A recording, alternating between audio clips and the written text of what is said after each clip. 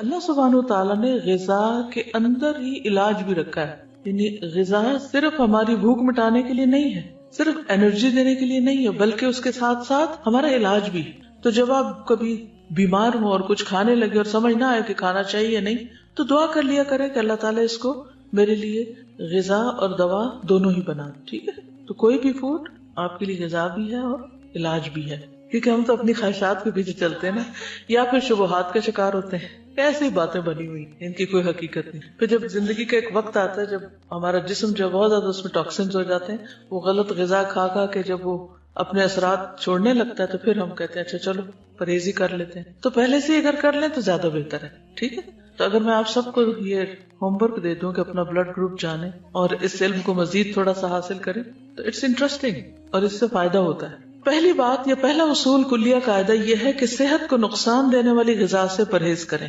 محمود بن لبید رضی اللہ عنہ سے مروی ہے کہ رسول اللہ صلی اللہ علیہ وسلم نے فرمایا، اللہ تعالیٰ اپنے بندے کو جس سے وہ محبت کرتا ہو دنیا سے اسی طرح بچاتا ہے جیسے تم لوگ اپنے مریض کو کھانے پینے سے بچاتے، اور کھانے کی صورت میں تمہیں اس کی طبیعت خراب ہونے کا اندیشہ ہوتا ہے. اچھا، کچھ چیزوں کی الرجی تو بہت معمولی ہوتی ہے لیکن کچھ بہت سیویئر بھی ہوتی، تو اس کا بھی آپ کو پتا ہونا چاہیے، اور جس سے ایک دفعہ نقصان ہو جائے دوبارہ اس راستے پہ نہ جائیں.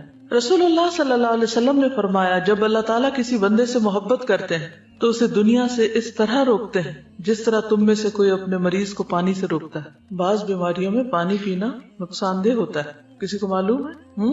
معلوم ہے آپ کو یہ بات؟ کچھ عرصے سے ایک میل اور ایک ٹوٹکا ایسا ہر ایک کو سرکولیٹ کیا جاتا ہے جس میں پانی پینے کے فوائد بتائے جاتے ہیں، اور کہا جاتا ہے کہ 6 گلاس اور 8 گلاس اور 1.5 لیٹر اور اتنا پانی تو سویرے پی لیں اور پھر اتنا پییں اور اتنا پیئیں.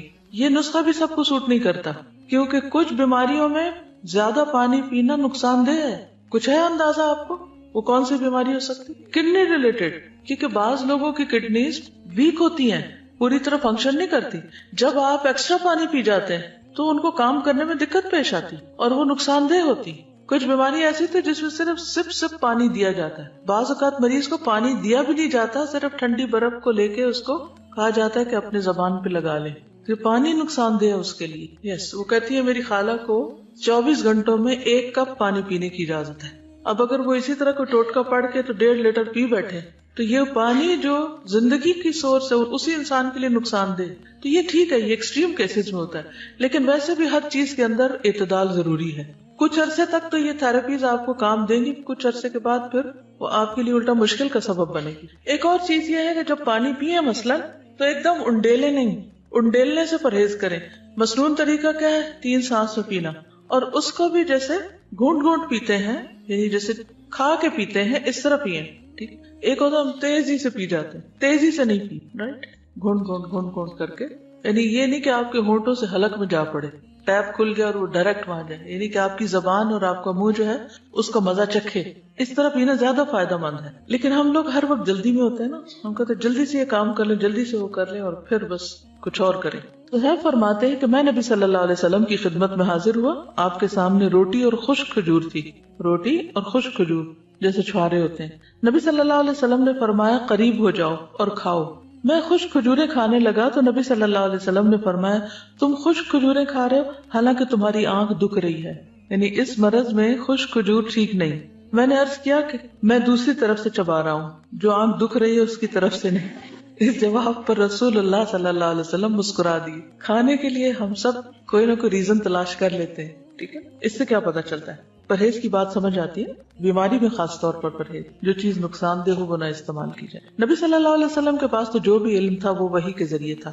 ٹھیک ہے، تو اس لیے ان چیزوں کو تو ہم ایز اٹ از لے سکتے. پھر بلا وجہ کی دوائیوں سے پرہیز. کچھ لوگوں کو دوائیاں کھانے کا شوق ہوتا ہے، تسکین ہوتی ہے ان کو دوا کھا کے. اچھا، کچھ بچوں میں بھی یہ مزاج پایا جاتا ہے کہ بڑے شوق سے دوا کھاتے، جہاں کہیں کوئی دوا دیکھتے ہیں وہ کھانے کے لیے مانگتے ہیں، کیونکہ اب کئی طرح کے فلیور بھی شامل کر دیے گئے دواؤں میں. کوئی وہ سیرپ پی جائیں گے، کوئی گولیاں کھا جائیں گے. تو اکثر یہ مسئلے رہتے ہیں چھوٹے بچوں کے ساتھ. کچھ بچے ان کو بہت مشکل ہوتی ہے دوا پلانے میں، وہ نہیں پیتے. ان کے بھی مزاج فرق ہوتے ہیں. تو چھوٹی چھوٹی تکلیف میں فوراً دوا نہیں لینی چاہیے. پہلی چیز یہ ہے کہ غذا سے علاج کریں، پرہیز سے کام لیں، اور اگر نہیں علاج ہو رہا، نہیں تکلیف ٹھیک ہو رہی تو دوا لیں، اور وہ بھی ضرورت کی لیں، اور کثرت سے پرہیز کریں. جی. کیونکہ میں نے ایک ڈاکٹر سے پوچھا، انہوں نے مجھے کوئی دوا ریکمینڈ کی، تو میں نے کہا اس کے کوئی سائیڈ افیکٹس نہیں؟ وہ کہنے لگے ٹو بی ویری آنےسٹ، ہر دوا کے سائیڈ افیکٹس ہیں، یعنی کوئی اگر یہ کہے بھی نا کہ اس کے کوئی سائیڈ افیکٹس نہیں تو یہ ماننے کی بات نہیں، ہر دوا کے، کیونکہ دوا ہے نا، اور خصوصاً ہماری دوائیاں جو بنتی ہیں سب اسٹینڈرڈ بھی ہوتی ہیں، اور اس کے علاوہ جو کیمیکلز اس میں ہوتے ہیں اور جو پروسیسڈ ہوتی ہیں بہت زیادہ، ایک تو ہوتا نا کہ کوئی جڑی بوٹیاں ہیں یا کوئی غذا ہی سے ملتی جلتی دوائیں، اور ایک یہ ہے کہ ان کو اتنے پروسیسز سے گزارا جاتا ہے اور اس میں کلر شامل کر لیے جاتے ہیں کہ ان کے سائیڈ افیکٹس ہوتے ہی ہوتے ہیں، ٹھیک ہے؟ تو ہر دوا زہر ہے یا عنقریب زہر بن جائے گی، کیونکہ جب اس کی کثرت ہو جائے گی، زیادہ وہ آپ کے جسم میں اس کی کوانٹٹی ہو جائے گی تو وہ زہر بنی۔ جب دوا چھوڑے بھی تو سٹیپ بائی سٹیپ چھوڑے، ایک دم نہیں چھوڑے۔ حضرت عائشہ بیان کرتی ہیں کہ بعض اوقات رسول اللہ صلی اللہ علیہ وسلم کو کوکھ میں درد ہوتا اور بہت شدید ہو جاتا۔ ایک دن رسول اللہ صلی اللہ علیہ وسلم کو یہ درد شروع ہوا اور اتنا شدید ہوا کہ آپ پر بے ہوشی طاری ہو گئی۔ ہمیں اندیشہ ستانے لگا، لوگ بھی خوف زدہ ہو گئے، اور ہمارے خیال کے مطابق آپ کو ذات الجم کی شکایت تھی، نمونیا جس کو بولتے ہیں۔ چنانچہ ہم نے رسول اللہ صلی اللہ علیہ وسلم کے منہ میں دوا ٹپکا دی، جس سے آپ کی وہ کیفیت ختم ہوئی۔ طبیعت کچھ سنبھلی تو آپ کو اندازہ ہو گیا کہ آپ کے منہ میں دوا ڈالی گئی ہے۔ آپ نے اس کا اثر محسوس کیا۔ آپ نے فرمایا، تمہارا خیال یہ ہے کہ اللہ عز و جل نے مجھ پر اس بیماری کو مسلط کیا، حالانکہ اللہ اسے مجھ پر کبھی بھی مسلط نہیں کرے گا۔ اس ذات کی قسم جس کے ہاتھ میں میری جان ہے، گھر میں میرے چچا کے علاوہ کوئی آدمی ایسا نہ رہے جس کے منہ میں دوائی نہ ڈالی جائے، یعنی ان سب نے مل کے میرے منہ میں ڈالی ہے، اب ان کے منہ میں بھی ڈالی جائے، ٹھیک؟ یعنی حتیٰ کہ کوئی شخص بے ہوش ہو یا بعض امراض ایسے ہیں کہ اس میں دوا دینے سے پہلے اس سے پوچھ لینا چاہیے۔ اس لیے بہت سے ڈاکٹر سائن لیتے ہیں کہ آپ راضی ہیں اس پر، خصوصاً سرجریز میں تو آپ دیکھیں کہ سگنیچر کرنے پڑتے ہیں اور ڈسکلیمرز ہوتے ہیں کہ ہم ذمہ دار نہیں ہیں، ٹھیک ہے، ہم آپ کی مدد کرنا چاہتے ہیں لیکن اگر کچھ ہو گیا تو آپ خود ہی ذمہ دار ہیں۔ پہلا پوائنٹ کیا ہے؟ پرہیز علاج سے بہتر ہے۔ دوسرا، بلا ضرورت دوا سے اجتناب کی۔ ایک اور چیز یاد رکھیے، جب کسی بھی دوا کے کھانے سے کوئی ری ایکشن فیل ہو رہا آپ کو، آپ کے جسم کے اندر کوئی چیز ایسی محسوس ہو رہی یا اسکن پہ یا کسی بھی طرح، تو فوری طور پر پھر مزید کنسلٹ کر لینا چاہیے۔ پھر موسموں کے اثرات کا خیال رکھنا چاہیے۔ سخت سردی اور سخت گرمی کے منفی اثرات سے بچنے کے لیے ہر ممکن احتیاط اور پرہیز، گھر، لباس، خوراک، تمام چیزیں موسم کے تقاضوں اور ضروریات کے مطابق ہوں۔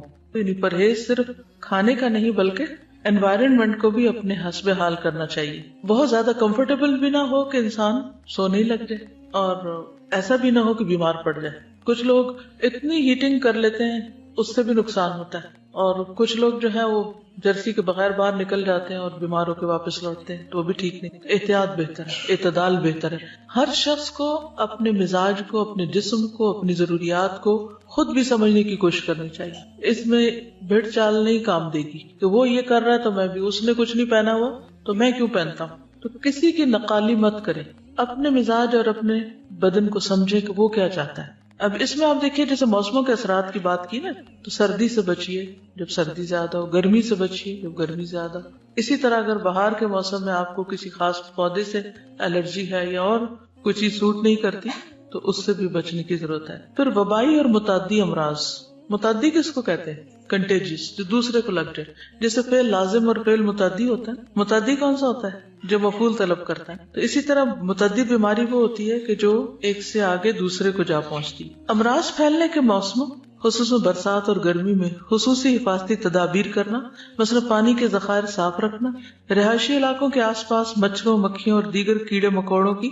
امکانی افزائش کی روک تھام کے لیے ادویات وغیرہ چھڑکنے کا انتظام کرنا، اور اپنے تمام گرد و پیش کو حفظان صحت کے اصولوں کے مطابق ڈھالنا، گلے سڑے یا پہلے سے کاٹ کر رکھے ہوئے پھل یا سبزیاں کھانے سے پرہیز کرنا، یہ ساری چیزیں اس میں آ جاتی ہیں۔ یہاں پر حفاظتی ٹیکوں کی بات کی گئی ہے، جس کے میں پرسنلی سخت خلاف ہوں، اس لیے میں کسی کو بھی یہ مشورہ نہیں دیتی کہ وہ بچوں کو یا بڑوں کو حفاظتی ٹیکے لگوائیں۔ کئی لوگ فلو شاٹس لیتے رہتے ہیں، اور بعض لوگ بچوں کو جو حفاظتی ٹیکے لگواتے ہیں اور وہ سمجھتے ہیں کہ اس میں شفا ہے۔ اگر آپ اس پر تھوڑی سی ریسرچ کریں تو آپ کو پتہ چل جائے گا کہ یہ بذات خود بچوں کے اندر کتنی ڈسیبلٹیز پیدا کر دیتے ہیں۔